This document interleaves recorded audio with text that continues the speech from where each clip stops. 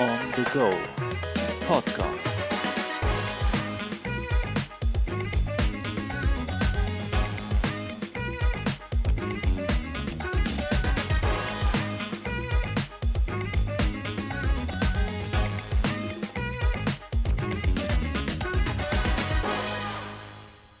Orthoregenerative Revolution in the Making. Insights from the scientist's point of view by Laura de Girolamo, currently head of the Orthopaedic Biotechnology Laboratory Lab of the Galeazzi Sant'Ambrogio Hospital in Milan, where she is also the director of the Regenerative Medicine Center. She is also co-leader of the ESCA Orbit, the ESCA Initiative on Orthobiologics. Having a coffee break with Dr. Jari Dahmen, Amsterdam University Medical Center's University of Amsterdam. My name is Taka Oshima, and this is On the Go, the podcast all around orthoregeneration. All right, we're here with Laura de Girolamo, and we're happy to have you on the podcast. And as always, we start with the first question because we know you're Italian. You might love coffee, but how do you drink your coffee? Hi, Jari. First of all, thank you for inviting me. Well, I will disappoint you because you won't believe me, but I don't drink coffee. And yeah, I know it's bad. I mean, but I love coffee. I love the smell, the everything around coffee. I love the moment of having coffee, but my stomach doesn't like coffee. So when I have coffee, it's only with latte macchiato or cappuccino. It's never like the simple espresso or simple coffee. But as I said, I love cafeteria, I love coffee shops, I love any place, any situation where coffee is protagonist. And in my experience is even better if it's accompanied by cake or cookies. I'm a sweet lover. Yeah. So yeah, that's coffee. It's an important moment. And as you said, I'm Italian, so it's really deep in our culture. Yeah. Although I have to admit that I see that many people from other countries are even more addicted to coffee than Italians are. So that's really nice to see that we have spread this culture. Good to know. That's I guess most listeners have now found out something about you that we didn't know before, or something about one Italian that we didn't know before. But if you would have to think about yourself or maybe your close friends, what is something that most people do not know about you? Ooh, many things probably. But if we want to stay on this topic, not many people know that I'm really fond and addicted to tea. I love tea. So when other people drink coffee, I drink tea. And I have a funny experience to share with you. When I first started to work in the hospital, as soon as I graduated, my former boss, he brought me to the cafeteria to have coffee, and I told him, I prefer tea, so no problem. And I got a tea, but he was really a really hectic guy. He was always running everywhere. So, of course, he got an espresso, and in a sip, he finished his espresso. It's in 5 seconds probably. And my tea was boiling, literally, because at the bar, they give you always very boiling water. Yeah. And I didn't want to, slow down the guy. So I also drank my tea like that. And it was like a burn on my esophagus and stomach. And I felt so bad for the whole day. And so I realized that I could have never had another tea with an orthopedic surgeon in my life, because they don't give you time to drink tea. And tea, it's a moment, it's a kind of ritual. So it's really, you cannot do that. But so yeah, people, maybe they don't know, I have more than 50 types of tea in my kitchen now. Wow. Every time I travel, I go somewhere, I love to buy the local tea, and all my friends know that. So they bring me tea when they go abroad. So that's my little passion for this beverage. Yeah. So every conference you go to, every orthoregenerative conference you go to, you take back some tea as a memory. Yeah, absolutely. I recently was in Turkey, in Istanbul, and I got Mhm. some tea from there. Then I went to Dubai, and I also brought tea from there. So yeah, it's my little passion. Oh, that's great to know. And now we learned two things about you that most people don't know.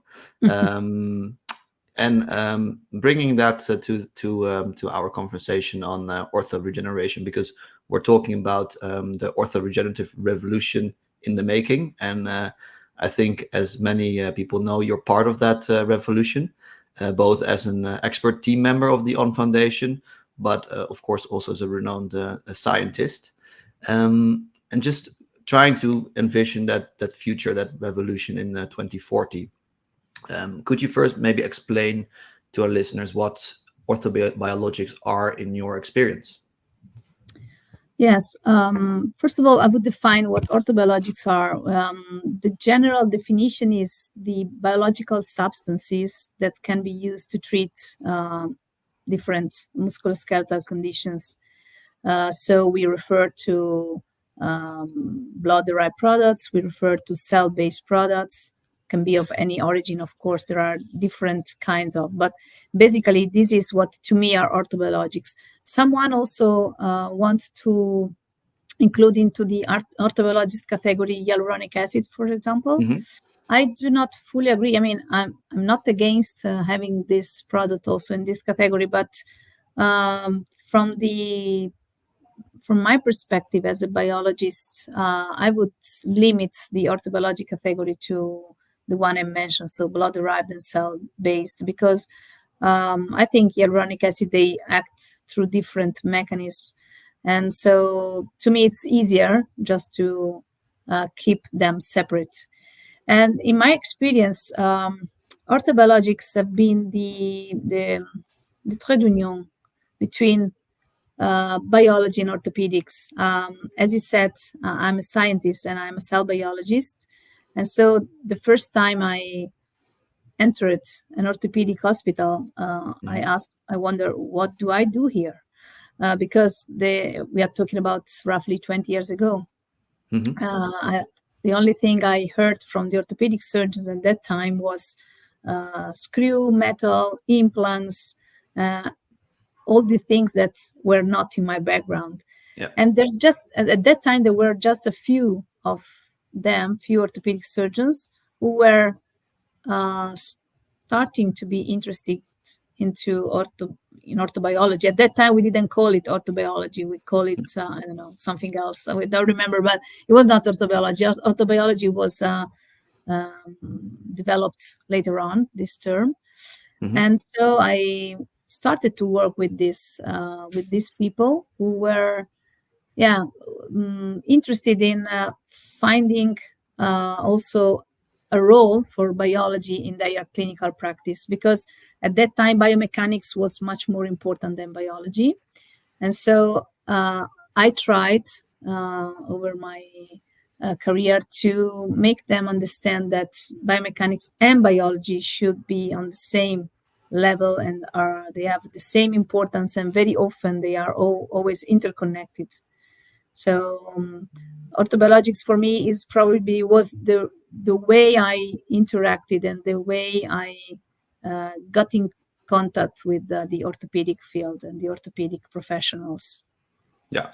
And nowadays is my daily, Passion. daily passion, daily practice. It's everything. Yeah. And so it's really when you're kind of not including, for example, hyaluronic acid, it's really thinking about the underlying mechanism that's part of the orthobiology that makes it orthobiology, if I understand correctly. Yeah, it does. You did. Because let's say what put in common blood-derived products and cell-based product is the way they interact with the resident cells. Because for a long time, we have thought that we had to bring something into the body tissue, into the organ, that was able to do itself something. But then we had the shift because of the new findings. We understood, the scientific community understood that we were just giving instruction to the resident cells through these molecules, through these cells. And this is what indeed have in common blood-derived products and cell-based products. And that is, to me, the scenario of the orthobiologics mechanism of action. I don't want to be boring for our audience, but no, it's good to get the definitions right in that sense. Yeah, for sure. Yeah. Absolutely. And there's many derivatives and synonyms for orthobiology, and so let's get this straight from our expert. That's you. What is the difference or the definition of, in that sense, orthopedic biomaterials and orthopedic scaffolds? What's the difference between those, and how are those being used in our daily practice and daily science? Yes, biomaterials and scaffolds are indeed perfect partner for orthobiologics for given indications, especially the local damages, the local lesions, because as I said, we both need biology and biomechanics, and somehow biomaterials provide you with biomechanical stability in most of the cases. So the wide definition of biomaterials is can be a biological or a synthetic substance, because biomaterials can be also of synthetic origin, which can be indeed used into the body tissue as part of an implant or part of a medical device, and can be used to replace a full organ or just part of these organ functions. To me, the difference between biomaterials and scaffold is not so clear, at least because biomaterials can be seen as more wide. It's a wider definition because it includes everything that you can use in the human body. With scaffold, maybe we refer to something which also has biomechanical properties, as I said. So because scaffold, indeed, it's something that is supposed to keep things in place. Yeah. And so that's probably more applicable to the musculoskeletal field rather than in other medical application. Biomaterials is wider for sure as a definition. And we have biomaterial scientists that in the last years have produced and or invented or just developed several different types of biomaterials, starting from indeed biological substances, for example, chitosan, collagen, hyaluronic acid, but other like fumarate, oligopolyethylene, which are of synthetic origin. And altogether, this science, the biomaterial science, have provided us with incredible tools for medical applications. Mm-hmm. I think that gives us some background knowledge now, also for us and our listeners to into what orthobiologics are in also in your opinion and in a widespread opinion. And of course, we're, as mentioned in the first part of the podcast, we're trying to also look to the future. Where is orthobiologics going to take us? And just that question for you: when 20 years ago, when you burned your esophagus and you had your first meeting with an orthopedic surgeon with about implants, metal, screws, compared to now, and for example, in 20 years, where has the revolution started? Where are we now? And where are we heading? Maybe it's just a little bit of a broad question, but trying to envision the future. Where are we now? Yeah, it's a broad question indeed, and I will try to answer at two levels. The first level is where we are in general, and then I will go deeper where we are scientifically speaking. So as you said, 20 years ago, I was the only one in the hospital as a biologist to work there. And I had the fortune to meet this guy who made me burn my esophagus, but he also believed in this new frontier. At that time, it was a new frontier. Now things have changed a lot. As you said, I'm traveling very often to orthoregeneration conferences, and even the more classical conferences like orthopedic congresses, annual orthopedic congresses, they always have at least 1 or 2 sessions dedicated to orthobiologics, to biomaterials, and everything which is kind of. So things have changed radically in the last 20 years, and of course, I'm happy about this change, because not because I'm doing this as a job, but because I think this can really contribute to improve the outcomes of our patients. So it's something which is not against metal. Sometimes people try to, or they're skeptical because they think that this is in contrast to the more traditional approaches, but it's not. It's just something different. Sometimes can be used in combination, which is ideal. So what I've tried to do over the last few years was to convince people that even if you are a high volume TKA guy, you can still be also fond, or you can still have knowledge about orthobiologics, because they are not absolutely in contrast. And in 20 years, I hope that this increase that we have faced so far in terms of prevalence of orthobiologics in the orthopedic fields can improve further. Hopefully, we will be able to provide more precise indications. This is one of the highest criticism we receive, that there are no specific indication for orthobiologics, and this is, I would say, partially true. And we are working on that to improve this. So I hope in the future this could still be part of the background of an orthopedic surgeon. And what I always say to the young residents or the young surgeon is, today you cannot be a complete surgeon if you don't have knowledge about this field of research too, field of research and field of applications. Yeah. And to answer your question at a more scientific level, so as I mentioned, now we are, so we started, I say we, but I was still probably a student when everything started, with the expanded cells, if we look at the cell-based therapy. So one of the first example in orthopedic surgery is, of course, chondrocyte implantation. So the first case was reported in 1994, so we're talking about 30 years ago. And at that time, indeed, the focus was on terminally differentiated cells like chondrocytes to repair indeed chondral lesion or osteochondral lesion. And in this case, for example, they used to combine the expanded cells with biomaterials. But then also mesenchymal cells, what we call today MSCs, which can also be the acronym for medicinal signaling cells, and maybe I will talk later on what we mean with this.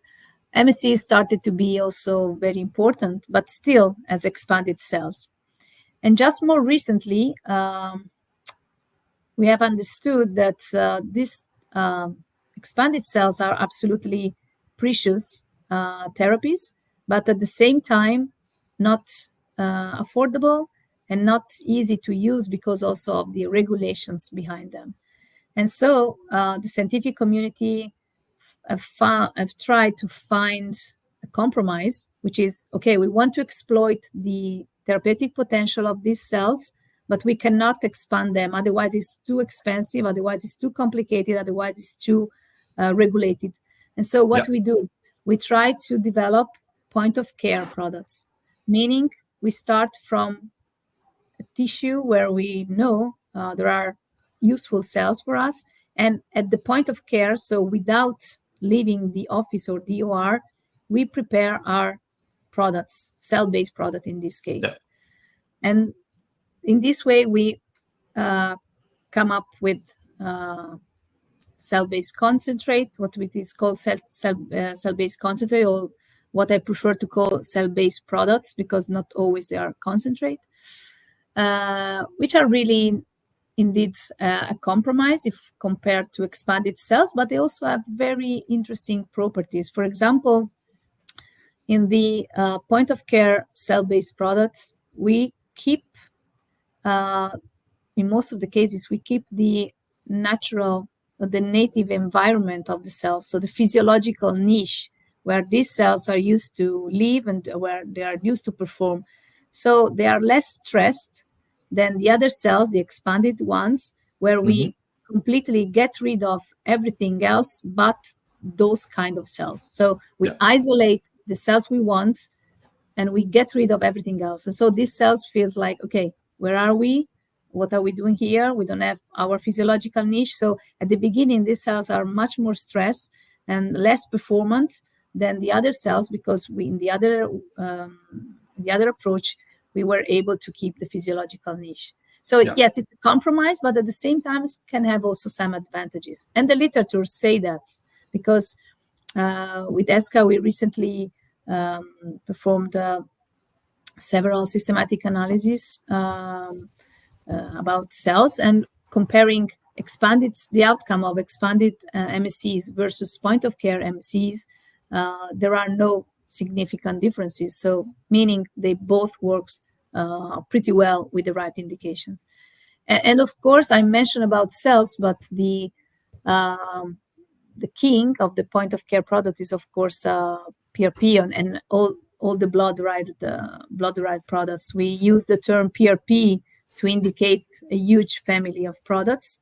They are all based on blood. We start from a peripheral blood harvest, and with different techniques, with different medical devices, we can just keep what we think is useful within the blood, meaning plasma proteins and platelets, of course, getting rid of erythrocytes and other blood cells that we do not want to bring with us. And of course, this can vary according to the indications. This is also something that over the last 25 or 30 years have definitely changed in a positive way. We now have, there's a recent narrative review saying that there are more than 500 different medical devices worldwide to prepare PRP on the market, and probably many other under development. So, of course, it's a kind of, someone calls this a jungle, and it's probably a little bit true sometimes. But still, it's a very active and exciting environment to work with, and exciting products to provide our surgeons. Yeah. And so you definitely mentioned about something that you're working on with your team today with the point of care research. Where is this going to take us in, for example, we take a time machine in 20 years. Where do you think the Laura will be and your team will be? What will you be researching, and what will you hope to have discovered? Yeah. So Laura hopefully will be on permanent holiday in a nice place in 20 years.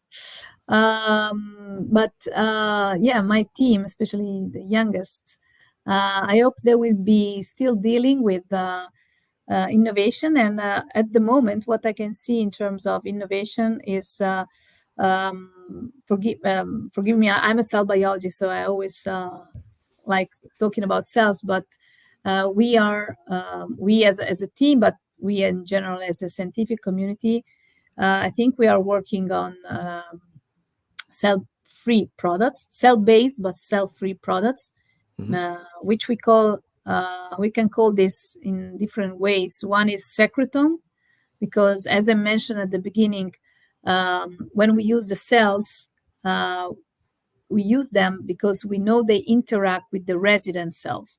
And the way they interact with the resident cells is by releasing a plethora of different molecules, different factors. And altogether, what they release is called secretome, because they secrete and everything, right? So secretome is everything what the cells can produce inside themselves and then release. And within the secretome, we are specifically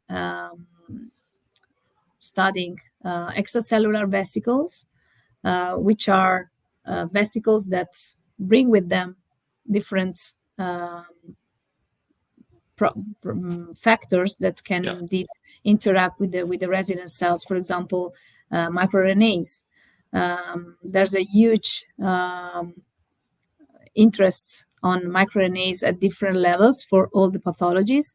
In musculoskeletal conditions, we are a little bit behind the other ones in other fields, but still we are recuperating, we are making up, and several microRNAs have been discovered to be related to osteoarthritis, for example, or osteoporosis. So this is a very big, probably part of the future of the innovation that we will have. Another, probably, if we stay on cells, another probably future product will be allogenic cells.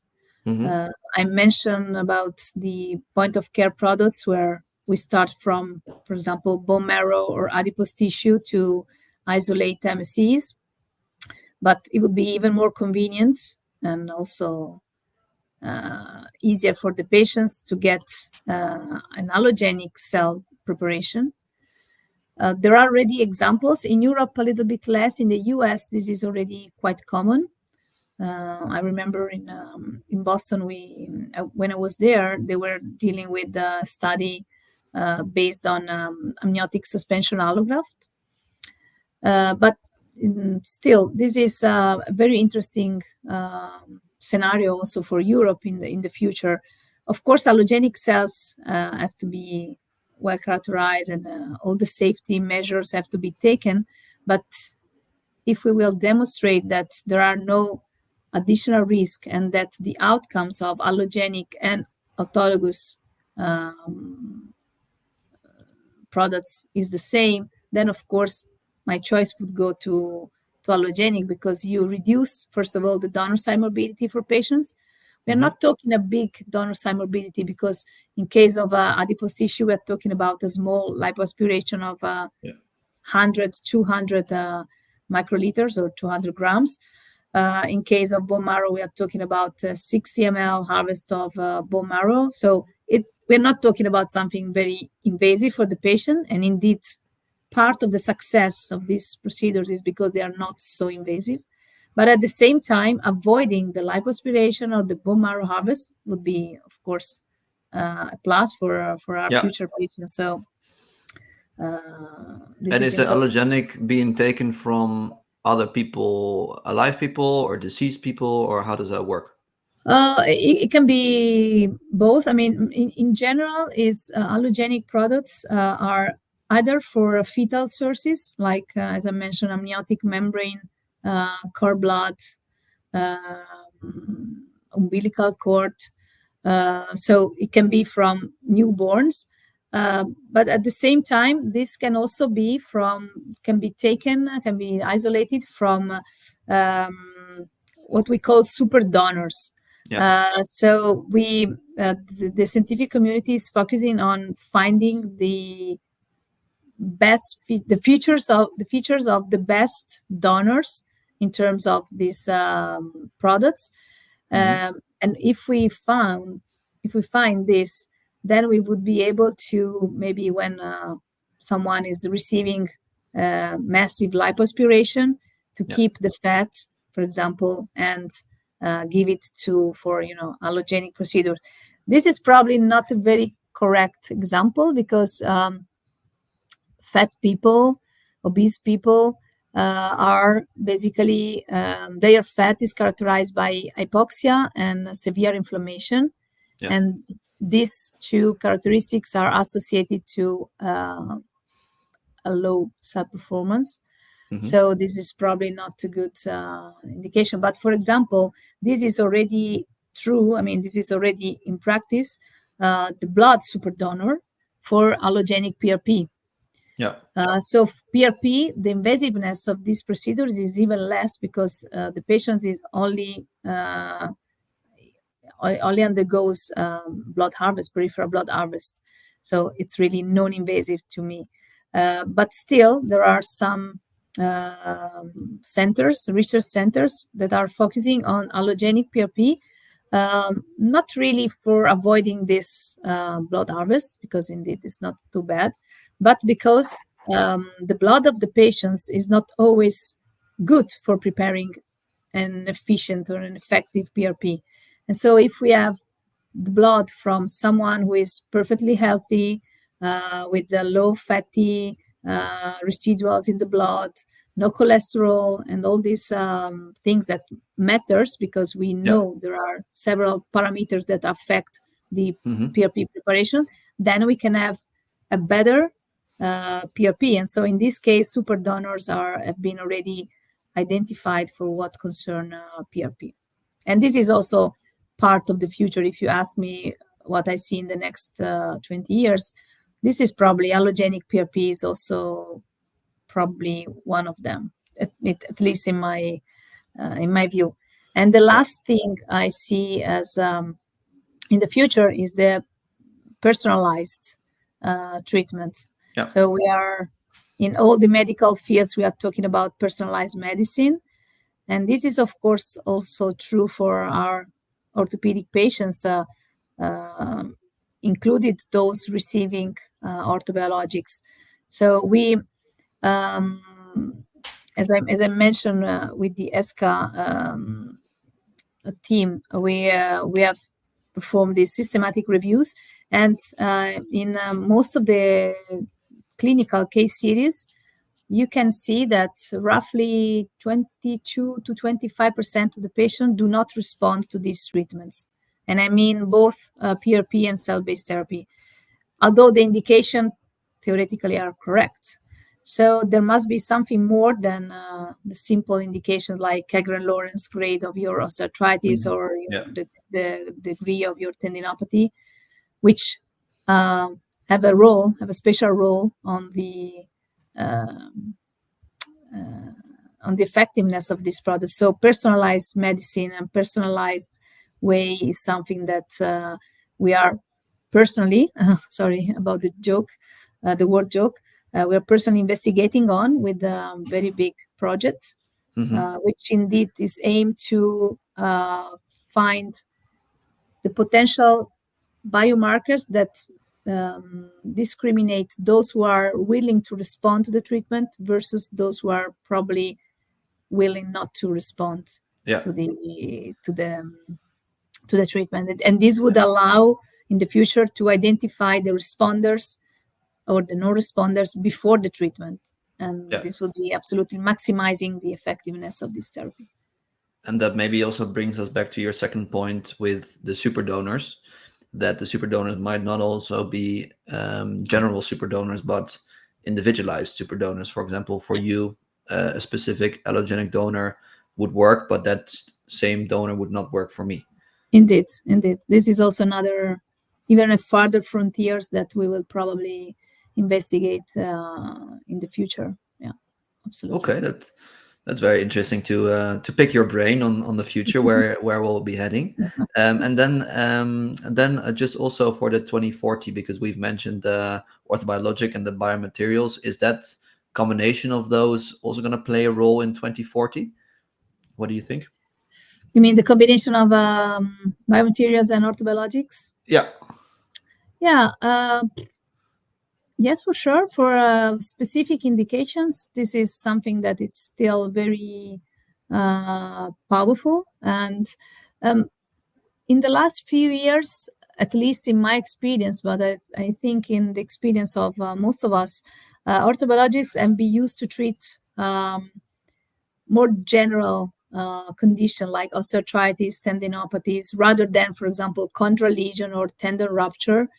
So I see the combination of cells and biomaterials, or growth factors and biomaterials, more indicated for focal lesions, for example. So absolutely in combination with surgery. Nowadays, most of the treatments and most of the literature you can find on orthobiologics is on conservative treatments, so injectables, basically. But still, yes, for some indications, this combination would be of crucial importance, especially because now we know that especially cells have a dual role. They can, as I said, talk with the other cells, but they can also differentiate themselves into the tissue-specific cells. And this was the original idea of having MSCs seeded on scaffolds to repair chondral defects, for example.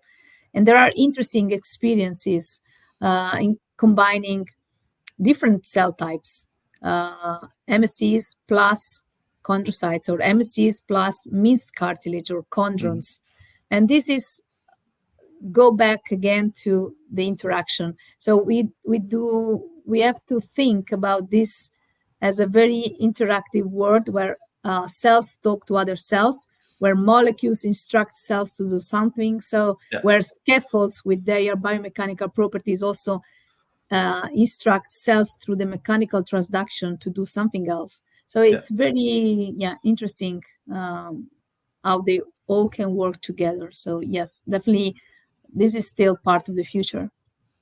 And that also relates to the first point you mentioned with the secretome, right? Maybe that can also play a role for the specific scaffolding, that the scaffold will help induce the secretome for some reason, if I'm just brainstorming a bit. Yeah, I mean, yes, there are several ways we can prime the cells. So prime the cells mean instruct the cells to make them release what we want. Basically what we need. And one of the way to prime cells is the applying mechanical forces. For example, stretching cells can be a way to prime the cells. There are other ways like more biochemical, like we induce cells with, for example, pro-inflammatory agents like interleukin-1, TNF-alpha. And so it's just like we are saying to the cells, hey, there's something wrong because there's inflammation. Please start releasing something to counteract inflammation. And this is a way we basically can prime our cells. But yes, definitely interaction between scaffold and cells can be also a way to prime the cells and instruct them to do what we want. All right. They're very intelligent cells. Well, having picked your brain on all these things already made us go over time a little bit, because we've talked already for about half an hour on that. So that's sorry, I'm too passionate with this. That's very good. Talk a lot. That's very good. No. We like it. But that also is bringing our podcast almost to an end. But just the way we started our podcast with some personal questions, and as you mentioned, you want to personalize medicine. We also want to get to know you a little bit better. Just before we're closing off, because you've mentioned so many inspiring thoughts on how to get to the future with the revolution, the orthoregenerative revolution. Where do you get your inspiration from for new research projects or new innovative ideas? Where do you get that inspiration from? I think there are two main ways. One is talking to people. I love sharing experiences, listen to their thoughts, and I'm always trying to be, very careful also when they present their presentation. Maybe they're presenting things that I know already because maybe I work on the same projects or similar projects, but still there's always something that you can pick that can light up your brain for new ideas or something like that. And the other way, of course, is reading. I try to read a lot. I say I try because I'm becoming more busy, and it's always more difficult to find time to dedicate to literature. But this is something that I definitely recommend to the young ones. Always try to read, stay updated. There are several ways, not only reading the traditional papers, but also other podcasts, for example. That's the answer we wanted to hear. Or other ways of communication, right? So social media and everything. Yes. Yeah. And as you mentioned, you don't really drink coffee, but tea. What if you could mention one person? It could be any kind of person, a scientist or non-scientist, dead or alive, to have a cup of tea with. What person would that be? Who would that be? You can imagine there would be many, but I want to mention one because it's something that happened very recently. So I would love to have a cup of tea with his name is Sammy Basso. He's an Italian young man who passed away at the age of 28 2 weeks ago. And Sammy was affected by a very rare disease, which is called progeria. And progeria is affect one newborn out of 8 million people. Oh, wow. And it's basically a terrible disease, terrible condition, because they become old basically immediately. So he was only 28 years old, but if you saw him, he would look like a guy of 95 or 100 years old. Oh, wow. And so, of course, you can imagine that he had all these aging problems since he was born. But despite that, Sammy is pretty famous here in Italy, especially now that he passed away. But he was famous also during his life because he was a really special guy. And the reason why I would like to have a tea with him are basically two. The first one is because he studied biology. So he was a biologist, and he told that he was, of course, captured by the beauty of the biology because he was fully immersed into biology since he was born, because having this pathology made him be together with scientists, doctors for his entire life. And so when he had to choose the university, he chose to do biology because he recognized the importance of that, because his mission was to find the cure, or to find the treatment, or to find something to help future people, because of course he knew that there was nothing to do with him but for the newborns. And the second reason is because he was such a wise man, even if he was so young, so passionate, was a pure heart, and he did unbelievable things. Despite his condition, he traveled all the world to go and reach there are 140 people only in the world affected by this pathology. And he wanted to get in contact with all of them, because in many cultures, having these conditions or other condition is thought as a shame, like something that the parents hide, right? They don't want their kids to.